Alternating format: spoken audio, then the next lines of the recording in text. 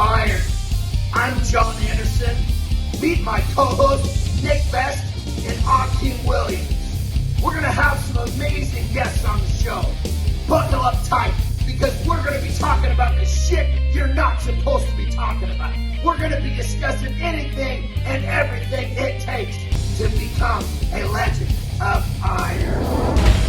Legends of Iron is brought to you by Muscle Mints. Muscle Mints is the creator of Carnivore Pure Beef Protein Icing. Beef builds muscle, and Carnivore is the world's #1 selling beef protein. And don't forget to try our new Carnivore flavor, Rocket Pop. Oh, damn! Whoa, this is it right here. Wow, is this protein? Delicious. This is too good to be protein. Woo, we about to change the game with this one. You're gonna love it. Welcome to another edition of Legends of Iron. I am John Anderson. With me always, my partners in crime, Nick Best and Akeem Williams. We have got one hell of a show for you today. This guy is just knocking the dick in the world of strongman right now.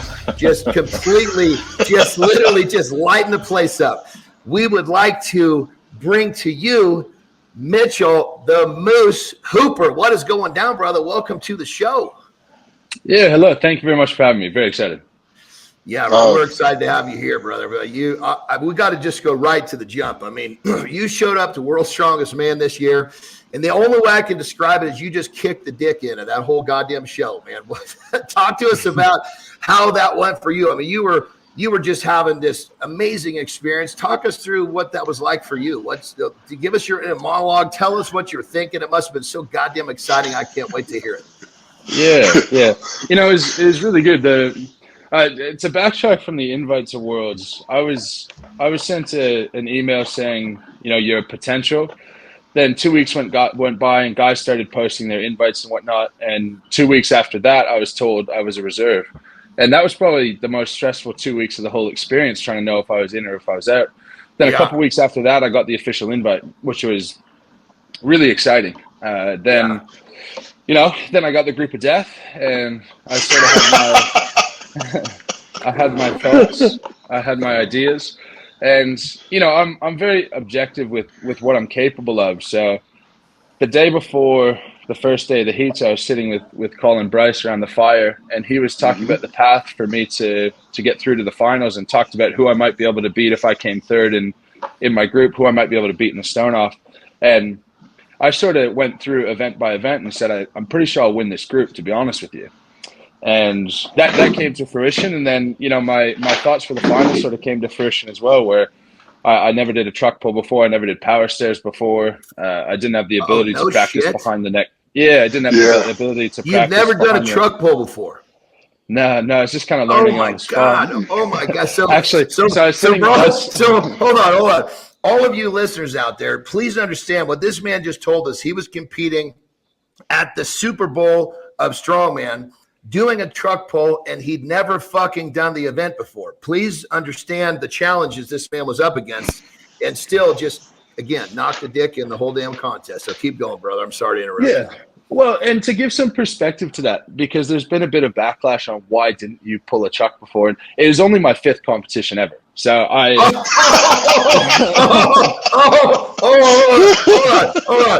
Yeah, I know what that's like. Okay, so not only never pulled a truck, this is the fit, like 5 is in fitting on this hand. That was the Super Bowl of Strongman was your 5th ever competition. That's insane, brother. Holy shit. Well, that's how good he is. That's literally how good he is. Oh, I didn't know that, brother. The strongman world is in big trouble here. If that's your 5th contest, just imagine what the 7th is going to be like. You know? Well, no pressure, but so the final started how I thought they would. Coming into it in the video before the groups came out, I predicted the whole thing on a YouTube video, and I said I think I'll come somewhere between 3rd and 6th. And I think even though I hadn't done it before, I underperformed on the power stairs. Just a really stupid mistake on that. I think I should have won that event. A stupid mistake on the stones. You know, I think if that competition was run the next day, just having the experience of doing all the things once, I think I would have come 2nd or 3rd, to be honest. Wow. What do you think your mistake on the power stairs was?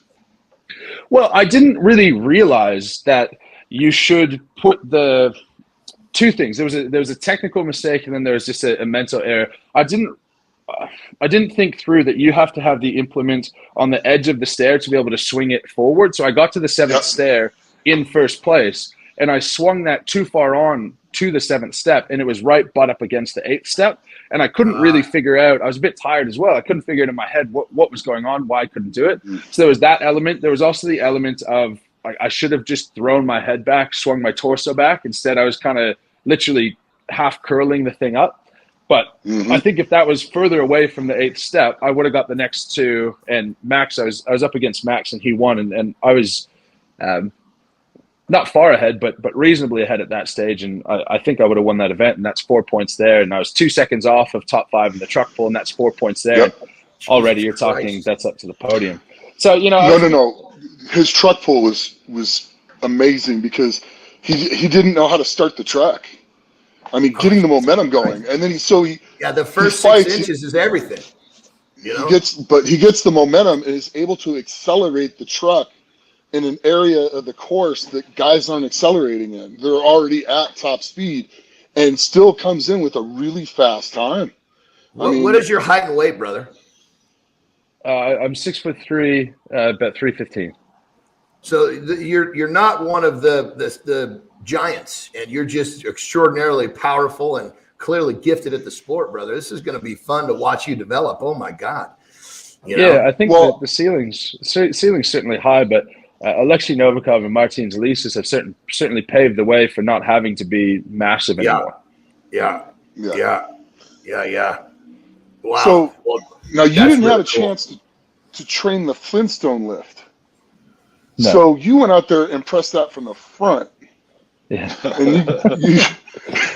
And you ended up with like 463, right? No, I did 475 in training, and then I narrowly missed, I think, 470. But I hit the 440, but it just, for whatever reason, it just wasn't feeling right on the day. But yeah, at the gym I'm at, it's just a commercial gym, so we didn't have blocks to do jerks off of. We didn't have pads high enough for me to go behind the neck. So I started behind the neck, and in my first session, I got to 185, 190 kilos, like 410, something like that.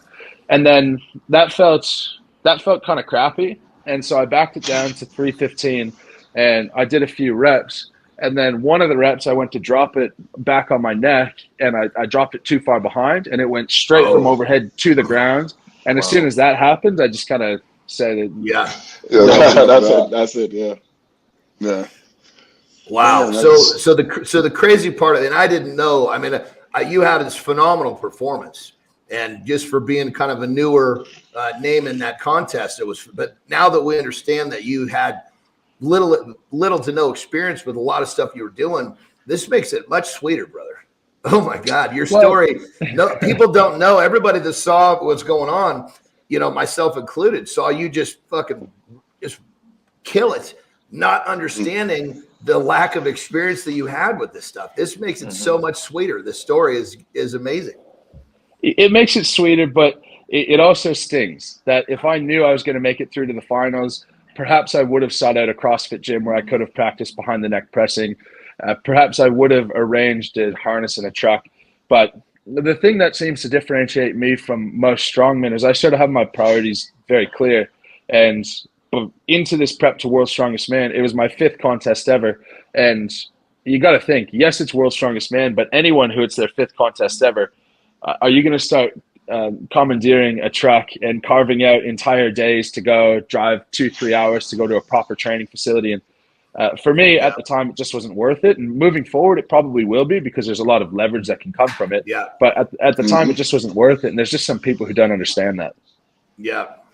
Yeah. Well, brother, I'll tell you now that you're on a different platform, spending that little bit of time to go do that is really going to start paying you in a big way in competition. And obviously, coming the way you did, people love new faces coming in hot, and you are definitely that right now, brother. So, pour on the steam, and this is a great platform for you to grow in terms of an athlete and for a business too. Good for you. Yeah, well, I think, and Nick can attest to this. I think throughout the whole experience, I allowed myself to have more fun than anyone else. And I've been through a lot of Yeah. sports, and I'm just enjoying the hell out of all of this, however long it lasts. How old are you, brother? I'm 26. Oh my God! It just keeps getting better. I'm waiting for some sort of chink in the armor, but it just gets better and better. You're young, very little experience. You're just fucking cock strong. I mean, and cock strong is like the best compliment, because there's those people that are strong, and then there's people that look strong, and then there's people that are just so much stronger than they look, and that's cock strong, and that's what you are, brother. Holy shit. Well, he's also got a 475 kilo deadlift too. Oh, mercy. Yeah. Okay, he's lightning fast. So let's just ask, is there a weakness in your repertoire here? Is it just the fact that you're so new? Is that the biggest weakness there is? Yeah, that's the glaring weakness. The weakness that I thought would show up at Worlds would be nerves, but that didn't exist at all at any stage. Recovery was really good. So all of those sort of physiological characteristics are really good. But yeah, it's just the stuff that I haven't been exposed to before, the things I haven't done. Like I didn't train Atlas stones with Tacky through my whole prep to World's Strongest Man because I was doing them in my mom's basement. I didn't want to get tacky everywhere on her. So just really basic stuff that I gotta, I gotta get a little bit stronger and a lot smarter, and I'm going to be pretty hard to beat, I think. So what do you do? I mean, obviously you're an elite strongman now, but you mentioned basically prior to this contest, it just didn't make sense to you to drive hours to go find a truck or proper equipment. What do you do? So I own a clinical exercise physiology practice that opens. Okay. Yeah, that opens 3 weeks before World's Strongest Man, so it's actually pretty horrendous timing. Oh my God. And so that's my real passion. Christ. So I have two businesses at the moment. One is the clinical exercise physiology practice downtown in my hometown, and the other is the online business that's tied to strongman. And my intention with the online business was basically to quit that when I moved back to Canada to start the practice. But when I started seeing the mental health benefits that people get from strongman, it was too good and too meaningful to give up. So I talk a lot about how strongman's not my world, and I don't put a lot of weight into professional strongman competitions aside from the leverage that you can get from gaining a following, gaining an audience. But what I have a lot of respect for, a lot of reverence for, is at the community level when you have people who've never exercised before, maybe someone who's never had anyone cheer for them before, and they'll go try and deadlift 60 kilos and you'll have 20 people going crazy for them. And that's really a life-changing moment for that person. Yeah. So that's the bit of strongman Yeah. that's deeply ingrained in me and what I really love. Wow. Wow. This story just keeps getting better and better, brother. Oh my God. So you're young, you're basically an entrepreneur, you're strong as hell. You basically kind of at the front end of all of these really great things in your life. This is you're clearly one of those guys that, when you set your mind to something, you do it. Because everything that you're doing well, Yeah. Well, I do my best to do that, but it's also very scary to have things that could fold on you like a deck of cards. Like I could get hurt and strongman could go away. So that's why that's why I'll always speak in however long strongman lasts, or if I'm able to go to the next World's Strongest Man, because only athletes will understand. You could pop a hamstring off the bone and never be in condition to compete again. So I think it's really important to keep it in context of you are who you are, not what you do. Yeah.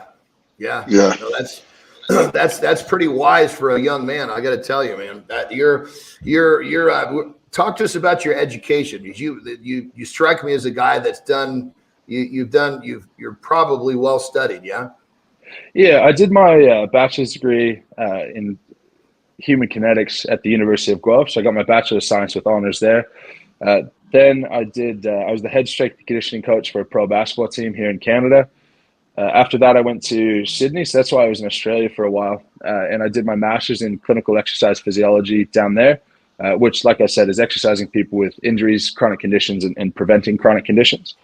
And then, just clinical practice after that. But Yeah, I think I've spoken with this a fair bit on other podcasts, but I think there's a blessing to having a history of mental health issues to an extent, and it's never been anything crazy bad. But I think more about why I'm here and what I'm doing than other people. I think for that reason, because there has been times when I have to come up with a reason of why I'm here and why I'm doing what I'm doing. And I've also had a lot of failures. When you could look at successes on the surface and say, I played college football, I ran marathons, I did bodybuilding, but with college football, I was supposed to go pro, and I gave it up because I didn't like it. With marathon running, I wanted to qualify for the Boston Marathon, and I didn't end up qualifying. With bodybuilding, I came literally last place in my division. So yes, on the surface, they're crazy successes, but they're also things that I've given up, and I've had to strip myself from identifying with what I do. Question. There was a rumor you're a really good golfer too. Yeah, I was at 16. I was a +2 handicap. And Jesus Christ! All right, I think this show's going to turn into us asking you what else are you good at. maybe an easier question to ask is what are you not good at. When I was 14, I went down to Florida, and I don't know if any of you guys know who Sean Foley is. Does that ring a bell? Yeah. He was Tigers coach during his prime, and he ran a golf school for teenagers. Basically, you went to high school and spent your time golfing and learning under him.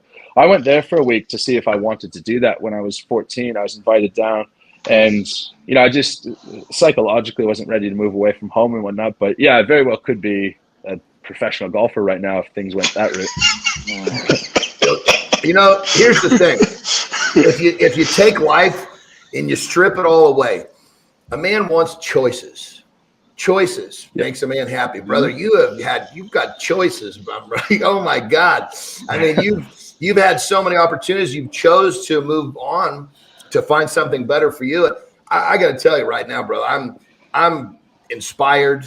I'm surprised in a very good way. I'm so happy that you're on the show because I'm telling you right now, I would imagine most people like myself, saw you compete, you knew you for a little bit from social media, had zero clue of what the Moose is really all about. And this is really fucking cool, brother. So, talk to us a little bit about your family. I'm assuming you've got to have some sort of a tight unit to be kind of this, I guess, say good at everything. Yeah.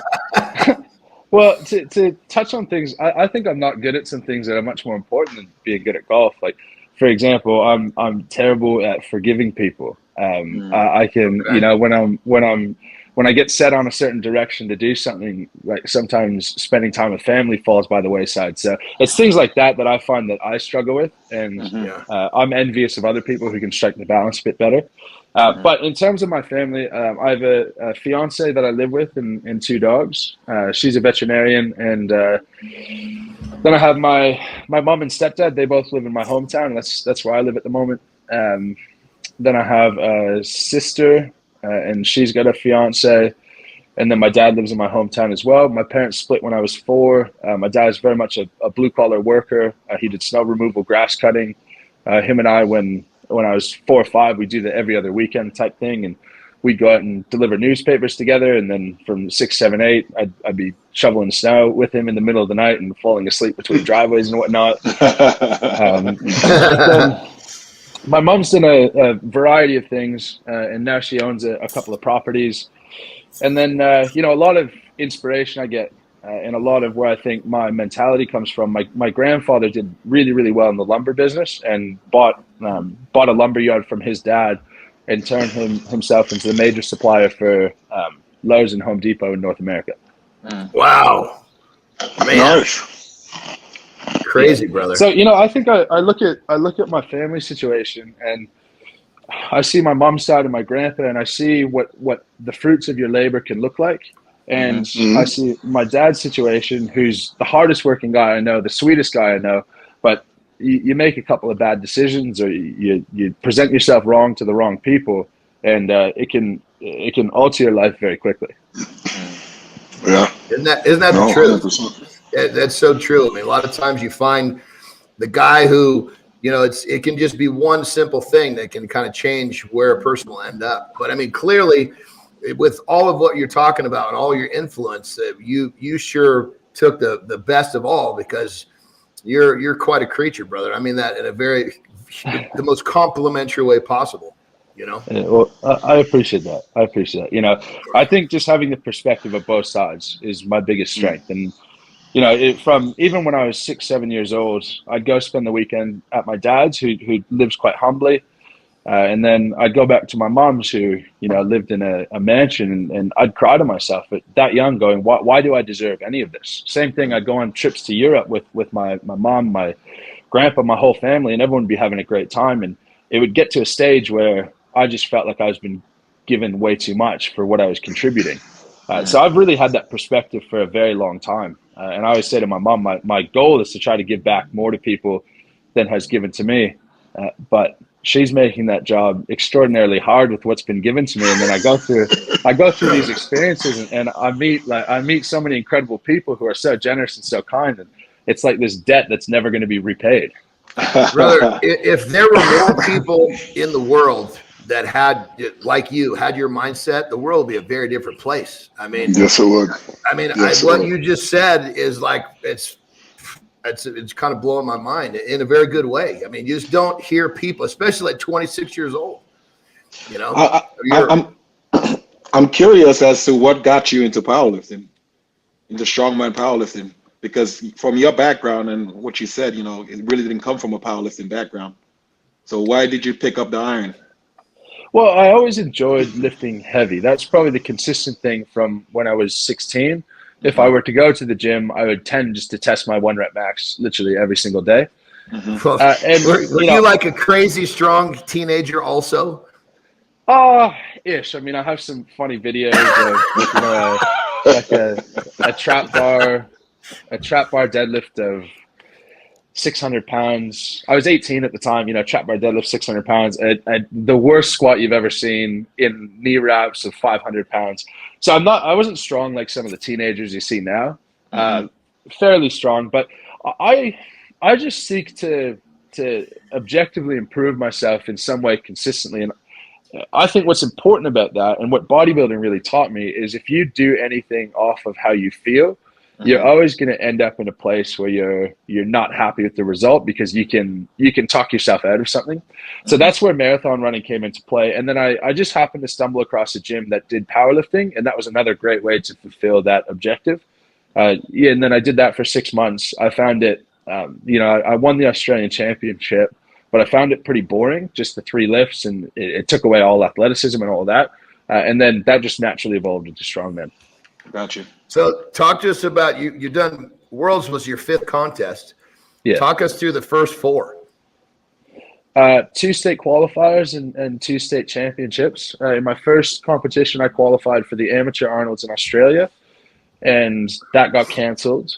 Then my next competition was a qualifier for the New South Wales state title, and I won that one, narrowly won that one. And then I won the New South Wales state title, again, pretty narrowly. And then I did ACT states, which is just the neighboring state in Australia, and I won that. But it was mostly after the New South Wales state title. That sort of synced up with when Worlds was.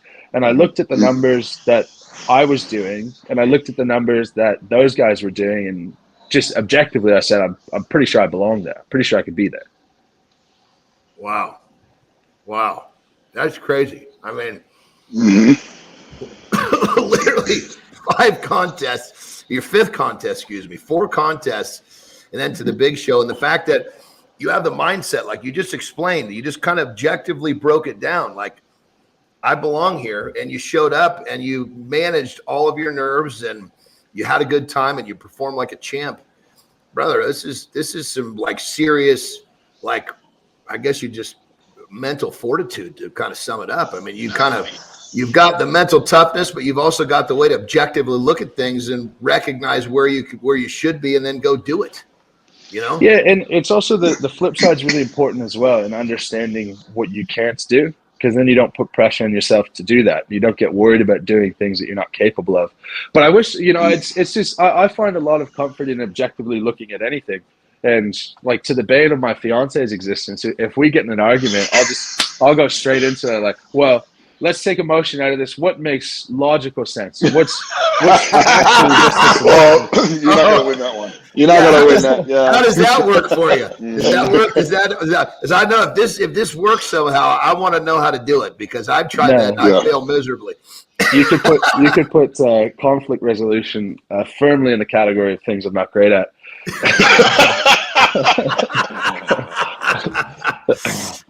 Even the way that you talk, conflict resolution, I fucking love it, man. You'd never know that we're talking to a guy that is, just placed in the top of the world in the strength world. You think we're talking to somebody who just graduated from Harvard or something, Harvard Law. I love it. Well, talk to us about what I'm going to say inspirations, because I'm sure your inspirations probably came from somewhere that I would never guess. Where do your inspirations come from? Just in terms of you being the best you can be, where do your inspirations come from? I don't have a good answer. I have a lot of reverence for people who are good at many things. And someone like Elon Musk, who has no real reverence for what other people have done before, and he's just going to give a crack at whatever he feels like giving a crack at. I think that's really cool. But I don't look to one person and say that I'd like to emulate them in this way or them in this way. Certain people would have certain facets that I would really respect. But I just try to find my own compass in a certain way. Yeah, that's pretty evident when watching you do things. You can definitely tell you kind of go about things in that you kind of figure it out, analyze it, and then execute, and it shows. Yeah, and you'll go see about it like that. I think you can observe someone doing something, and say you could observe people's behavior at World's Strongest Man, and you could deduce a lot of things about that person just through their behavior. For example, you will see guys changing their warm-up routine because they see someone else doing a different warm-up routine. You will see guys jumping into the ice bath because they see Brian Shaw jumping in the ice bath and Luke Stoltman. So I might as well jump into the ice bath. But I've never been the person to look at the herd and think that the thought of the masses is a good idea. And that's probably a weakness. And in the past, I've probably spent more time going against the grain for the sake of it than I need to. Interesting. Okay. Interesting. I'm sure that's what makes you unique, man. That's what makes you who you are, So yeah. Well, I think there's a lot there's a lot to be said for just not following the masses just because that's most people. Mm-hmm. Most people are happier standing in line they don't even know what they're standing in line for, but they're happier standing in line because everybody else is there. Mm-hmm. If I think I probably side with you in the fact that I tend to go more against the grain, largely just because it's what people are not doing. And I don't like to find myself standing in line. I don't feel like that's where I'm at my best. But what kills me about this episode so far, brothers? Normally, ask questions and you kind of have an idea what's coming back at you when you ask the question. This one, your answers have been like I couldn't have guessed any of them. This has been totally. I mean, from a standpoint of listening to somebody talk, this has been a very exciting 27 minutes 54 seconds. So I love it, brother. If you take my professional ambition and my real purpose, when I want the general person to extend their health span to match their lifespan, I find if that's my mission, then I have to behave in a consistent way. And a really good anecdote is if I can go be one of the world's strongest men, and I can not scream, I can not have someone slap me, I can not act like a wild banshee, and show people that, like, yes, if you see me in the gym, the weights are going to be louder because they're heavier, but I'm also the first person who will smile and ask you how things are going. And I think it's people who look like me who scare a lot of general people away from the gym. I would scare my mom away from the gym if she didn't know me. And if I can have a 1% impact on changing that perspective and you look at me as one of the most experienced people in the gym who might be able to lend a hand, and that makes one person more comfortable to head in and get a workout in, then I'll consider myself pretty fulfilled. Wow, That's awesome. This is awesome. fucking profound shit here, man. This is really, really cool. I mean, I'm literally just enjoying listening to you talk, because you're really, I'm sure our listeners too, you're just, what you're saying helps kind of change the dimensions of what normal, everybody kind of has this generalized perspective, and you're really turning that around, brother. Really, really powerful stuff. It's a blessing and a curse. I think I just think about things more than other people, and I can't switch my brain off. I can't switch my brain off to why I'm doing something or why I'm behaving a certain way or why someone else is behaving a certain way. And the positive side comes out when I start talking about my meaning and what fulfills me and my thoughts on certain things. But then you can imagine the flip side. And if something bothers me, my brain will it'll just spin the same way. So, it's a blessing and a curse in certain ways. Yeah. So how do you control that? Yeah, I'm going to ask. That was right. Took the word right out of my mouth. How do you exactly? How do you control that or get your head out of that kind of like groove when you need to get out of that groove? How do you get out of that groove? Not well. Okay. It's and when it's a curse, I still accept that it's a blessing. And I've come to grips with the fact that, when my head's spinning and I'm not happy, I'm never going to be the person who doesn't go to work or miss a workout, or, I'm just a bit unhappy for whatever reason. And I've been able to dissociate really well the difference between fulfillment and happiness. So I can accept that I'm not happy, and I can still be content that my life is moving in the direction that I want it to, regardless of if this little thing is bothering me. But I'll still put myself in turmoil for 24 hours at a time. But I can't remember the last thing something upset me for longer than a day. Wow, that's something to say right there. That's pretty cool. That's really cool. Really cool.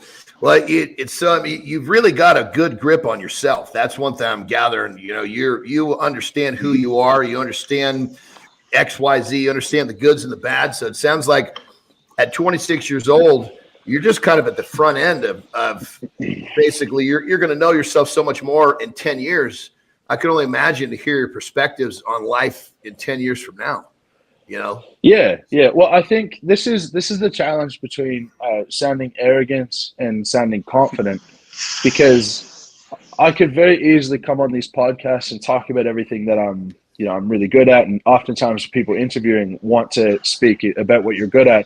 But if all I did was come on this podcast and say how good I was at golf and strongman and business and this and this and this, and I never touched on these areas that I struggle in, you sound like you sound arrogant, and two, you become extremely unrelatable. And if you're Mr. Perfect, then what client is going to listen to you? What business partner is going to listen to you?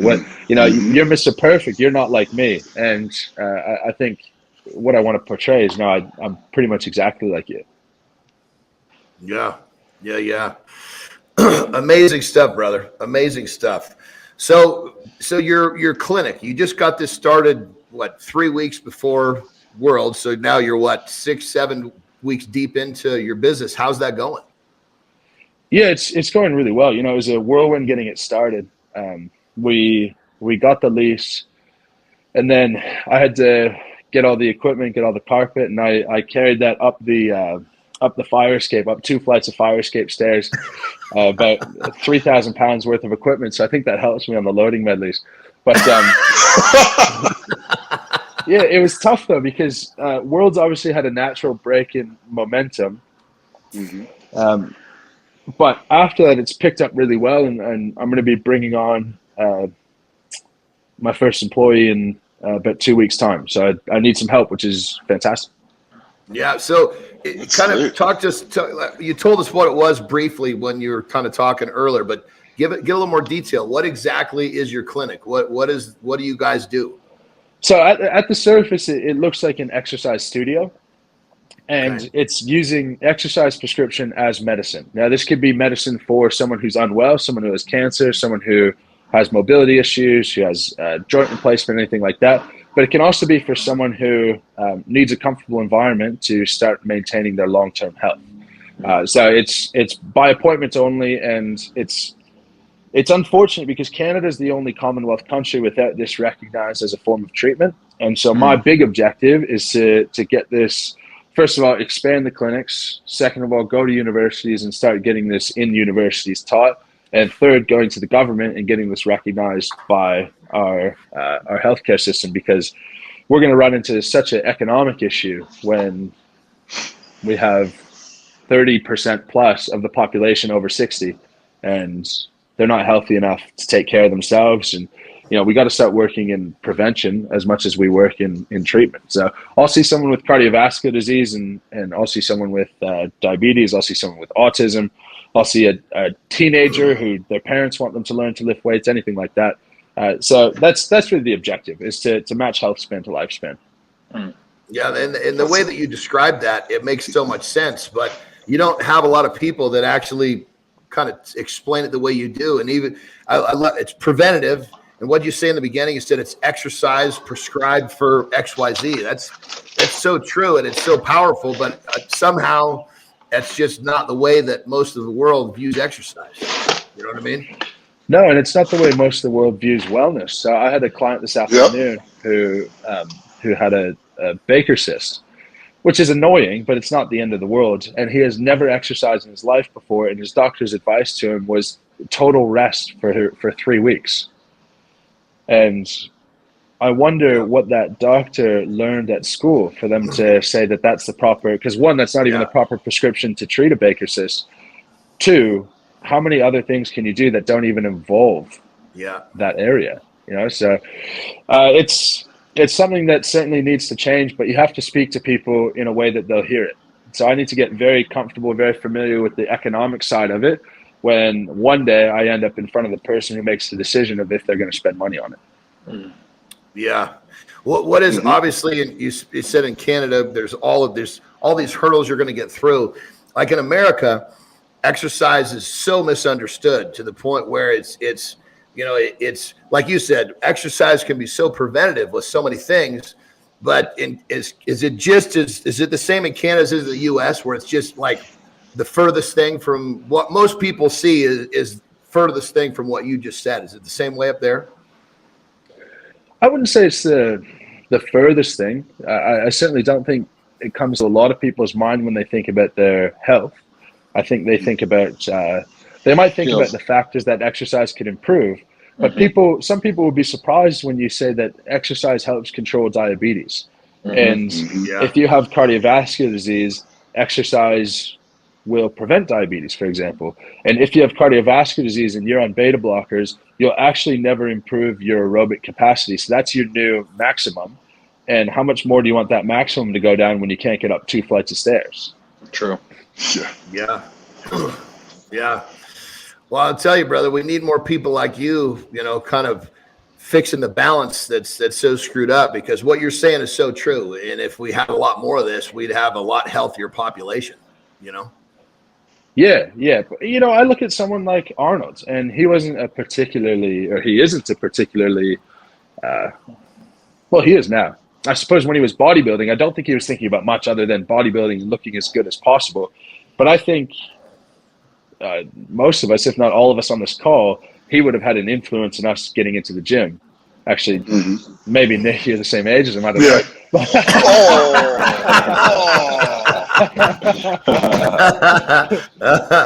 I'm a little bit. I'm quite a bit younger, but okay. His role But I am in getting promoting his role in promoting wellness was greater than anyone else that I can think of. Yeah. I'll absolutely. Yeah. 100%. He uses platform well, for sure. Speaking of Arnold, talk to us about, you said you had a little go in bodybuilding. Talk to us about that. Yeah, so after I stopped American football, I went from 240 to 300 pounds, and it was not a good 300 pounds. I look at the scale. I distinctly remember thinking, I will never let myself be 300 pounds again. And here we are.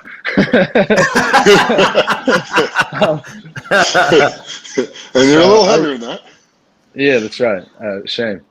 And I started losing weight. I started, I was fairly consistently training even when I got heavier. And I kept going down and down and down. And I got some really good advice that stuck with me from my high school weightlifting coach. And he was a bodybuilder. And he said to me, like, are you going to do a show? And I said, I'll probably do one next year because I'm not sure. Like, I just don't think I'm ready yet. And it's off a really big cut and whatever. And he says to me, you have no idea what's going to happen in the next 12 months. Even if you come last, at least you've done something. And that's something that's really profound to me and has really stuck with me since. And, you just gotta take every opportunity that comes to you. And I call it a yes policy. Until I have kids and I have people that I need to put before me every day, other than my fiance, I will say yes to anything. And it's got me into some very funny situations, unique situations, meeting people you never thought you'd meet. And it's really, ever since that day, it's one of the best things I've ever done. So it sounds like it was quite some real good personal growth and understanding of just kind of your progression. That's really cool, Yeah. So how has that gotten you into trouble, and what's the craziest thing that's led you into? Well, it's not crazy in the sense that, most people would think of it and you ended up in jail and whatnot, because there's obviously still a moral compass with it. But the best story is probably I had a client in Sydney who was a sailor, and I had never sailed before, and he asked me if I'd like to go sailing with him. And I said, sure. But he's not talking. That's right, 100%. I literally, that was in my mind. I have to. And he's not talking sailing leisure. He's talking sailing proper racing, right? And so you're on the speed cranks for the sails. Yeah, 100%. And we're doing this in the Sydney Harbour. First time we go out, we couldn't get the Hetzel up, like the big front one. So that was kind of a flop. The second time we go out, we end up coming second in our category, I believe, which was awesome, really successful. Third time we go out, we're heading out towards the mark, and there's a boat ahead of us coming back from the mark. And there's all these rules on the water of who has right of way that I have no idea. I still have no idea. And somehow there's this really odd crosswind where we're heeled over to the right, and they're also heeled over to the right, coming the opposite direction. And our masts end up colliding. All of the rigging gets caught in each other. Their mast snaps in half. There's about 300 kilos of mast hanging above the boats. Two of our guys go overboard. Whoa. One of our guys, because their boat had twisted, its nose is on top of ours. One of our guys straddles the boat and tries to push it off. The boat goes into his leg. Blood-curdling scream. You're a moron. And I'm hanging onto the top rail, just watching the whole scene unfold. Like, how did I get myself in this situation? Right. So you're thinking your yes policy got a little sticky here. No, these are the best things, right? And glad I asked. These boats. That was a great story. These boats cannot get untangled from each other, and we start just literally just drifting around the Sydney Harbour wherever the wind blows us. And I don't know if you guys have been sailing before, but you can imagine when the wind hits the mast, it keels the boat over really hard. Yeah. And you can imagine when two boats are tangled together, twisting, and the wind goes from tilting them one way to tilting them the other way. It was insane for about 2 hours trying not to hit things. Then we end up hitting a parked boat. And then this happened at about 6:30 p.m. and about 3 p.m. we got tugged, 3 a.m. we get tugged by this tugboat, and my captain had to call the harbor master, who he was personal friends with, to get this approved, and we had to get tugged as a rig, like at the two together, past the Sydney Harbour, under the bridge, and over to safety. And I have this fantastic picture that someone took of the two boats tangled together with the whole Sydney Harbour in the background. And I can't wait. I'm going to blow that up and have some type of quote and put that up in my office. But you know, something like that is like lifelong memory that I had Oh, no my God, business yeah. being there. Wow. That's a story. That's a story right there. Holy smokes. That's crazy. So you also mentioned high level football. Yeah, yeah, Talk to us I about played. that. Well, I played a little bit of football as a kid, probably grades 7, 8, and my dad coached it, and you know, it was okay. And then I played it up through high school, and I was just naturally quite good at it in high school. Then I sort of had the choice between going and playing Division One golf in America or playing American football in Canada. And I chose the sexier option, which was playing American football. And yeah, I went through training camp. I was a defensive end, and the culture was terrible. You know, it's not the culture at the school I went to. It's football culture where if you're a rookie, we're going to beat you up. If you're this, we're doing this, and it's the initiation. And it's because I grew up with a single mom and a sister and a house full of women, but I have no reverence for the alpha male bravado and I'm tougher than you and smashing your head day in and day out and practicing twice a day and doing all of these. I would consider them to be sort of moronic things. To be able to be one of the boys when I didn't even care to be one of the boys that much. I just wanted to have a bit of fun. And yeah, and I was also 17 at the time when I went to university. So psychologically, I don't think I was ready for the stress of the crowds and the environment. And it helped me grow a lot, but it certainly, if I were to go back and do it again, I probably would have gone back to high school for another year. But I think if I reflect on most of my life, I'd said I wish I would have done that slower, but then I probably wouldn't be where I am today. Yeah. Yeah. Wow. So you actually were playing university level football at 17. Yeah. Wow. That's crazy. Yeah. Not that well. It was not an illustrious career by any means. But I you were got good on the enough to field, be I there. made the team. Yeah. Yeah. Yeah. I mean, a lot of 17-year-olds would, you know, myself is a perfect example. Shit, I didn't even have hair in my nuts yet, you know? So, you know, the thought of playing college anything would have been a dream, you know? But You're saying you grow hair on your nuts? I shave it now. You know, I wish I didn't grow. All those years I couldn't wait to grow hair on my nuts. Now I shave it. Isn't that? It's just one of those things in life, you know? It's just a visual we don't need. Yeah, Sean. Now I'm going to go to the gym and I'm be thinking about your hairy nuts, man. Well, don't worry, they're not hairy. Doc. I think I shave them. They're not hairy now. You know? She's out of the shower. Well, that was the worst. That was the worst part. When you're a fucking junior in high school and you're the only fucking guy that doesn't have a single fucking hair in his dick. That's the problem. That's the issue. You know. I don't even know how we got on this topic. I don't know. That's a good question.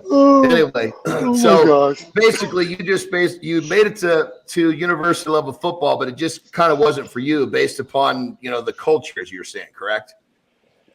I think broadly speaking, psychologically, it wasn't something that I was ready for, and the culture contributed to that. The pressure contributed to that. You know, you're a kid living at a home for the first time, and you're trying to navigate so many things, and I wasn't prepared for what I got myself into. I actually think you would have probably made a better golfer. Yeah, the golfing part is crazy too. I mean, can you pick up a golf club and go play fairly well now? Yeah. I still play on a well, I can't say semi-regular. It's the thing that makes me happiest to go do still to this day. And really? I posted a video last week. I was at the range with my fiance, and I entered one of my best friends in the city here. He's a professional long driver, so I entered a comp with him about 2 weeks before World's Strongest Man. So I still love to swing the club. I'm probably about a 10 handicap at the moment, which is pretty good for a casual golfer. But yeah, I love to get up to the course as soon as I find time to do it on a regular basis. I have a golf membership my clubs are always in my car in case I find time to go do it. And yeah, there's nothing more relaxing than heading out there and smacking it around. When did you start golfing? Young, really young. I picked up a club for the first time when I was 4 or 5. Oh, wow. Then competing and playing very regularly, I was probably 12 or 13. Wow. So when you had a shot to go do that school/golf with Tiger Woods, coach, you were like one of those elites that at that age, you were kind of one of the elites that was getting a possible opportunity that most kids would die to try to get to, correct? Yeah, 100%. And, you know, I went down there, I enjoyed myself. I played really well. But I don't, for whatever reason, and only in retrospect did I know that was why I was down there. I thought I was down there just to, you know, hit the ball and have some fun and whatever. And my mom did a phenomenal job of painting it that way, because I think as a kid, that's sort of how, and then she sort of sussed out how I felt about it afterwards. And I think the right decision was made there, to be honest, because I really enjoyed my time. But was I ready to live away from my mom? Absolutely not. Yeah. Yeah. Right. Yeah. That's a big step, you know. I mean, you mentioned basically being raised by your mom and having your sister around. I was kind of the same way. My mom raised me, you know, so I got a really strong connection to my mom as well. And so I remember even at 18, having that separation was kind of tough, let alone you're talking about being 14, you know? Yeah. And it's something that you have to learn it. And if I think forward to when my kids are of the age when they'll move out, and, you know, I think that's something that parents probably don't educate their kids on enough. And I think too much is made of the logistics and who's going to do your laundry, and you need to learn how to cook your food. And I think not enough is made of this is going to be a really difficult emotional time, because I didn't know how to cook that well. I didn't know how to do laundry that well, and that never bothered me. But feeling lonely and not having that same support system were the things that really sort of got to me. Yeah. So you picked up your first golf club at 4 or 5 years old. By 14, 10 years later, you're basically at that age one of the elites. What was the process? Did you just play? Did you have a coach? How did that whole thing unfold? Yeah, I had a coach, and I think the driving factor for my mom was that golf season lined up with football season. So if she kept me golfing, I wouldn't play football. So I think that was the incentive, and I think that was really quite intelligent, actually. And yeah, so I had a coach for probably 3 or 4 years that I went to consistently, and formed a really close connection with him. Really, yeah, like I said, got to a really good stage. And I just, after 14, I just sort of petered off being as serious about it. I think as football started to pick up a bit and priorities shifted from, you know, playing as much sport as possible to seeing if you can get a girlfriend and whatnot, and going from there. Yeah, the interests start to change a little bit. Yeah. Yeah. And golfers at the amateur level do not get great girlfriends. No, but they do pretty well at the pro level. They do unbelievably well. Yeah. Very true. They do very well. So talk to us a little bit about the diet that you've kind of used over the course of you know, clearly you're as strong as it gets. What's been your staple of what's your methodology of dieting? Well, I have a calorie target and a number of times to eat per day target. So I try 6,000 calories, eat 5 times a day, which means that I need 1,200 calories a meal. In terms of protein, 300 grams is sort of my minimum. And if I'm eating 5 times a day, that means 60 grams of protein per meal. Essentially, that's what I base everything I do off of. And other than that, it doesn't matter to me too much. I have concern for my health. And I don't want to be a strong man who's 30, 40 kilos of fat. And, you know, I even if it meant pulling 505 to weigh 180 kilos for 6 months, I'm not ready for the potential repercussions of that. So I'm really lucky to have a meal prep sponsor who gives me food, like just little pre-made food. I have a meat sponsor who I'm really lucky to have, who will give me premium steaks, salmon, chicken, all that type of stuff. And then, just filling in the gaps. Going out for food is one of the things that I enjoy doing the most. So I'll go out for food probably 3 times a week with my fiance, with friends or whatever. And then, just fill in the gaps and sort of 80-20 rule in terms of keeping things as healthy as possible. So when you go out to a dinner, what's your favorite thing to order? What's your favorite meal when you're ordering at a restaurant? To be honest, food when you go out is heavy in macros, but very light in micros. So I don't treat going out as a meal most of the time. I'll order a meal, but I'll usually eat before I go so that I don't have to worry about what I'm having there.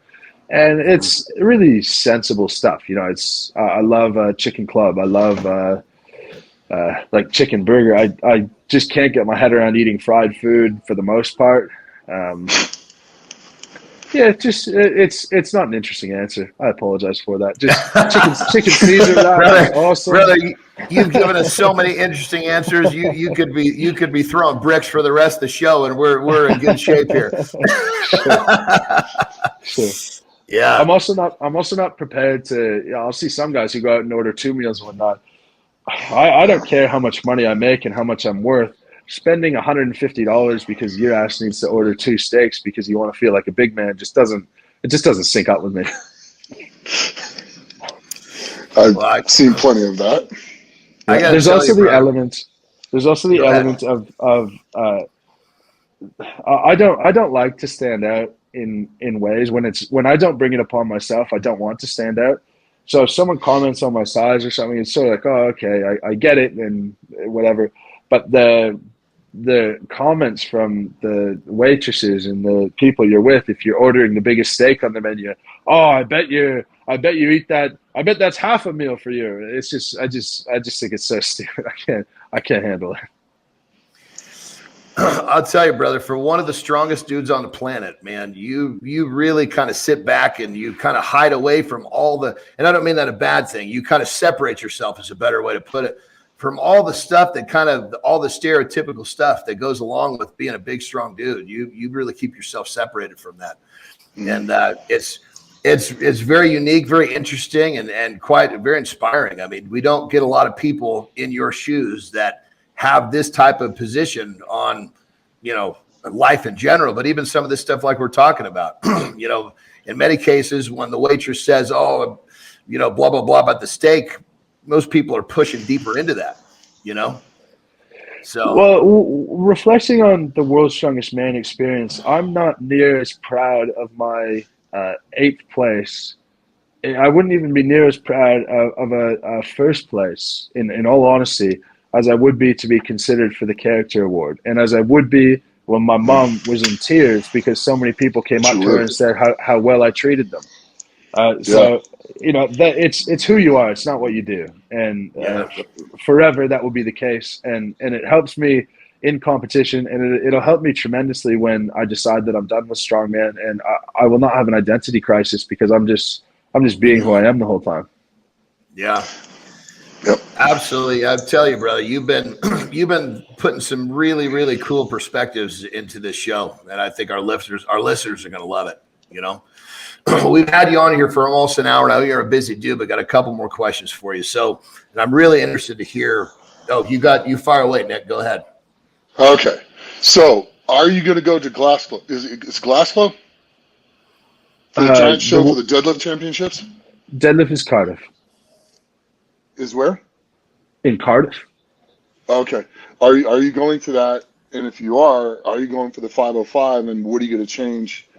What do you think the difference is going to be between pulling 475 and 505? Because you pulled 475 pretty easy. Very easy. Yeah, you'll enjoy that story as well. I'll tell you that in a second. I'm going. Yes. Okay. I believe that I have the best chance to pull 505. I believe the chance is greater than 50%, and I think if I needed to pull 510, the chance is still greater than 50%. And I'm happy to explain the logic on that. I want to hear it, please. So if you just strip everything back and you take training age in terms of strength sports, I've been in strength sports for 2.5 years, and when I pulled 475, I was in strength sports for maybe a year and a half, right? Nuts, So man. Nuts. let's consider the strength side of things, and even if you're just reasonably training for that period of time, for a relative novice, you would expect a 10% increase would not be ridiculous for someone of that training age. And I don't expect to have increased my strength 47.5 kilos, but we're starting to talk into territory where, okay, that seems reasonable in and of itself. Now, with the deadlift, the deadlift comp that I did when I pulled 475, 2 weeks before that was Static Monsters when I set the world record there. And a week before that, literally 6 days before, someone messaged me and told me that the reason I wouldn't get invited to World's Strongest Man, I would never get invited to World's Strongest Man, is because I couldn't squat enough.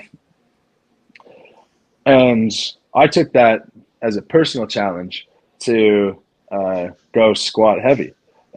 So I had no experience in reps, and I said, at Worlds they squatted 317 for reps, so I'm going to squat 350 for reps and send the video to this person.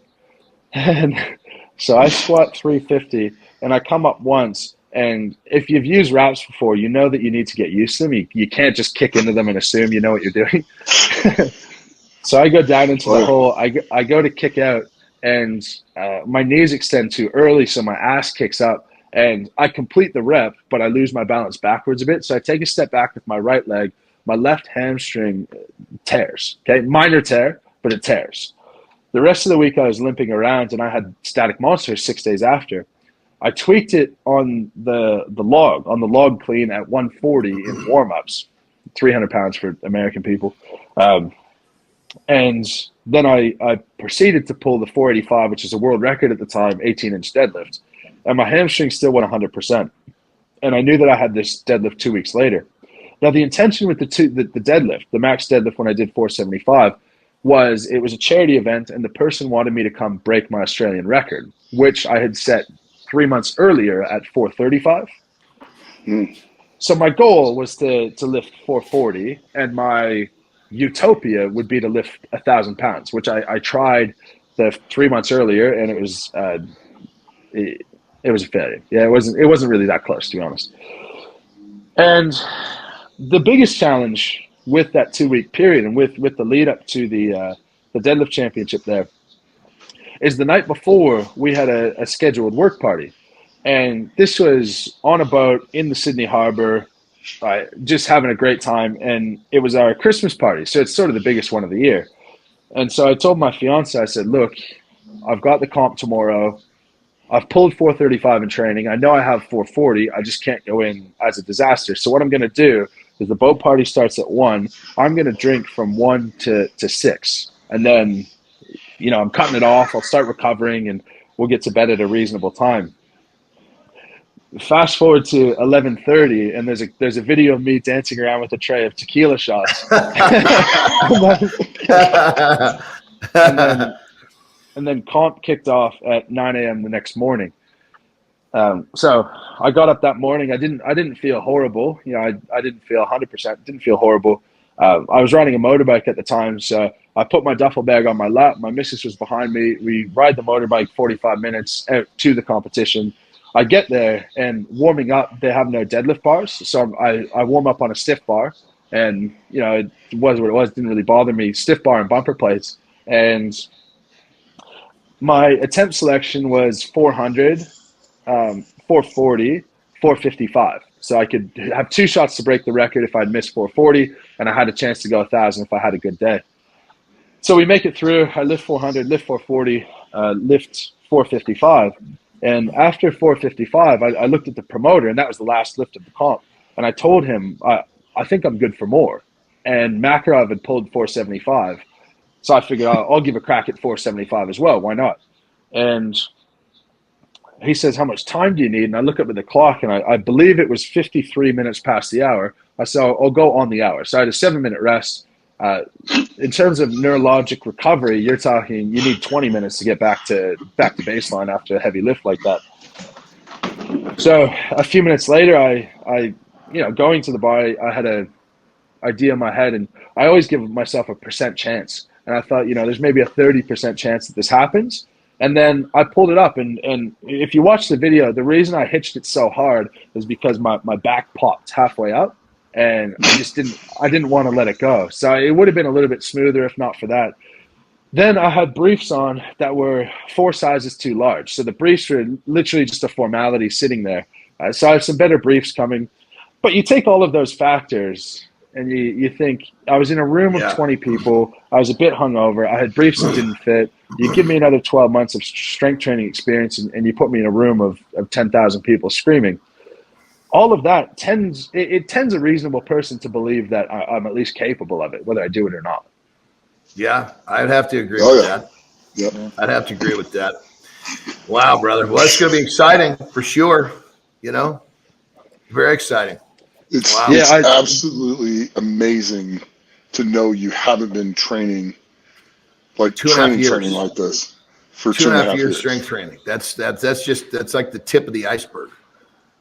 Yeah, and to be clear, training for strength sports. Before that, my last thing was running marathons. I still trained. I still lifted weights. I'm not built in a lab. There was still a big training history to get here. Yeah. So what's your VO2 max then? My VO2 max? Yeah. At the moment, it wouldn't be very good.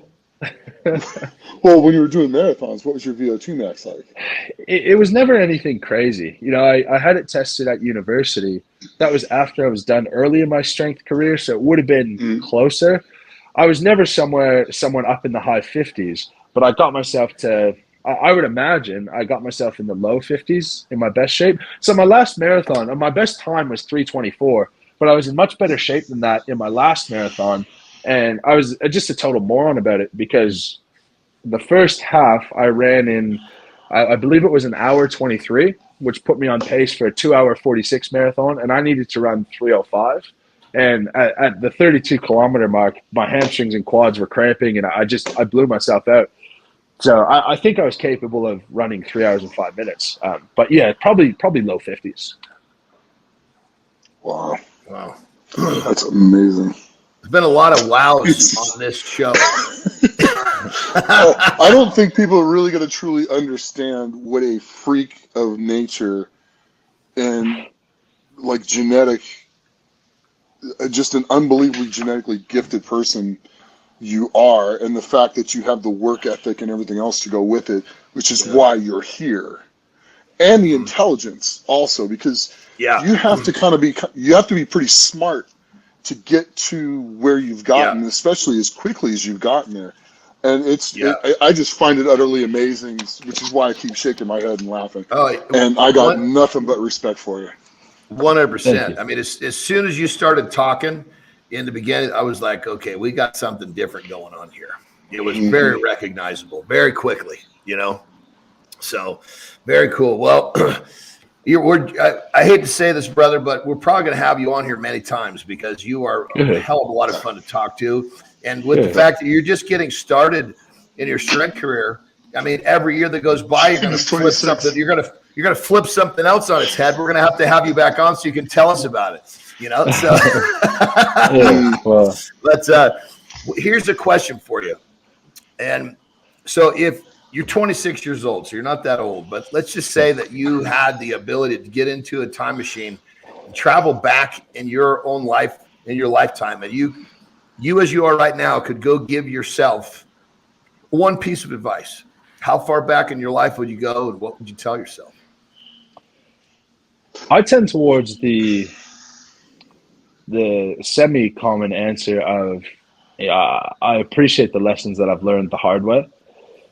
But if I could go back, when I was 15, 16, I wasn't really a nice person. I got along with a lot of people, but for a long time in my life, I thought that I could accomplish what I wanted to on my own. And I thought if I was smart enough, I could present ideas good enough that people would listen to me, whether they liked me or not. And I thought if I ran a business, the best way to progress that business would be to crush everyone around me and succeed that way.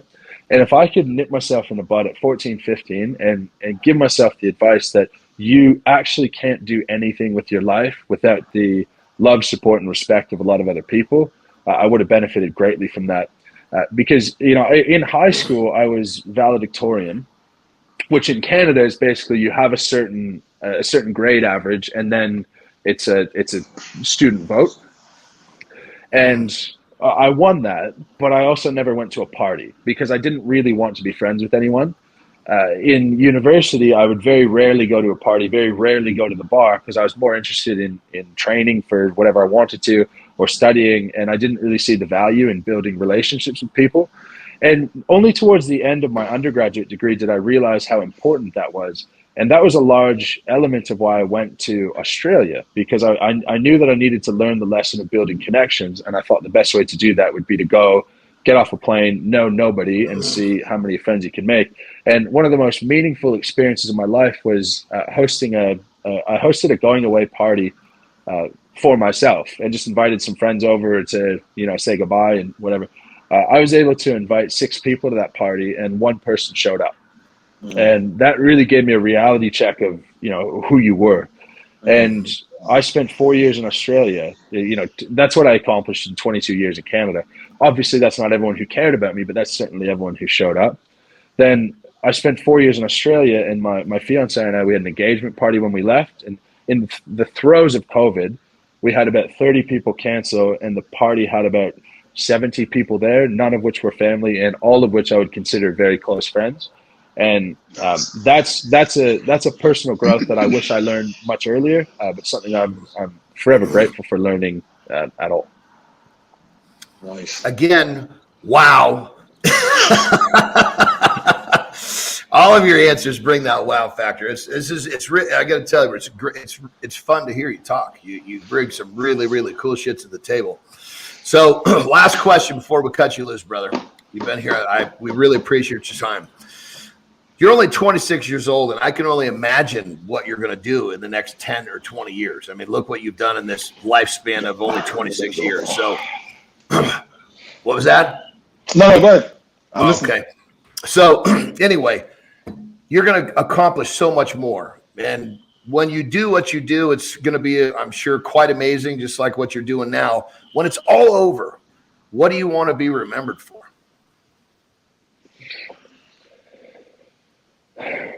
I can't boil it down to one thing, really. I first and foremost want to be remembered as someone who's just generally a nice person who treated people well. I want to be remembered for someone who made a meaningful impact on people. And when I think meaningful impact, I don't think about you inspired me to hit a new PR. I think about you inspired me to reach out to a family member I hadn't spoken to. You inspired me to go for a walk when I was in my bed and didn't want to get out. I just want to be remembered for making some type of change. Very nice. Very nice. Well, brother, really cool, man. I got to tell you, it was like I said, a lot of fun having you on the show, and I know we're going to have you come back again because you are a one interesting creature, to say the least. I've been told that my whole life in a variety of undertones. So that being said, before we wrap it up, Nick Ock, do you have anything for the Moose before we cut him loose? I almost feel like I can't call your nickname. It's just so not fitting now that I know you much better, brother. You know, Mitchell is so much better. I feel so much better saying Mitchell than the Moose now that I've talked to you. So forgive me if I don't use your nickname moving forward. No, that's the nickname. The nickname was just given to me, and I'd much rather be Mitchell than the Moose, and I don't mind it. But Mitchell in my book, brother, that's for sure. If you look at the animal, the moose, he kind of fits that character though. It's like a mythical beast. You fit that. The mythical part, yeah, that's for sure. Yeah, the beast, yes. I guess there's a little tie there, but I'm going to go with Mitchell. It dissociates. When you become a nickname, you become the athlete, and I'm not the athlete. Yeah. That's not after talking here, I so agree with you, brother. Athlete is one little sliver of your existence, you know. And any of our existences, it's just some people find that out a little bit too late. Yeah.